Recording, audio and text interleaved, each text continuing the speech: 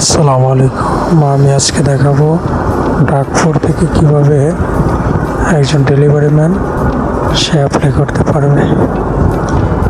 ডাকফোর থেকে delivery man apply করার জন্য আমরা চলে যাব সরাসরি ওয়েবসাইটের ভিতরে চলে আসলাম। এখান থেকে আমরা লগ ইন করে নেব। আমরা আমাদের অ্যাকাউন্টটা লগ ইন করার পরে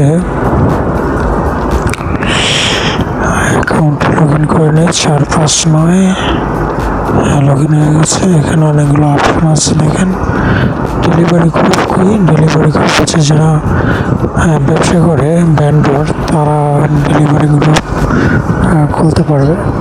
যেহেতু আমরা ডেলিভারি ম্যান অ্যাপ্লাই করবো, সেখান থেকে এলাকা সিলেক্ট করবো।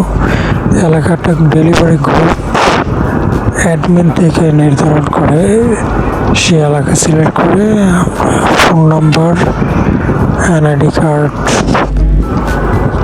যাবতীয় জিনিস জমা দেব। দিলে একটা মেসেজ দেখা গেছে যেটা গ্রুপ অ্যাডমিনের কাছে যাবে।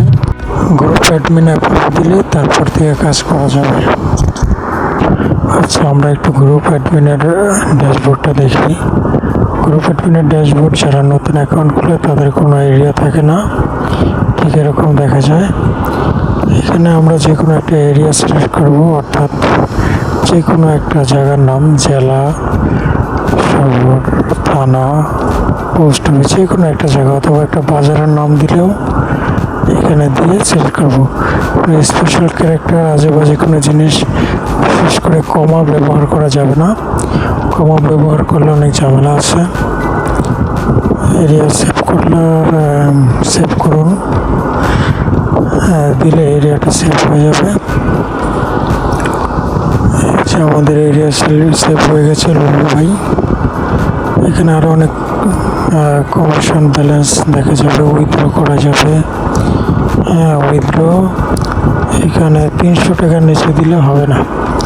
300 টাকার নিচে যদি উইথড্র দেয় হবে না। এখানে এরও দেখাবে, এখানে হিস্টোরি দেখা যাবে। কেউ যদি ওই যে অ্যাপ্লাই দিয়েছিল delivery man, painting delivery man, এখানে দেখা যাবে অ্যাকসেপ্ট অথবা রিজেক্ট, দুটো অপশন এখানে আছে, এখানে করা যাবে।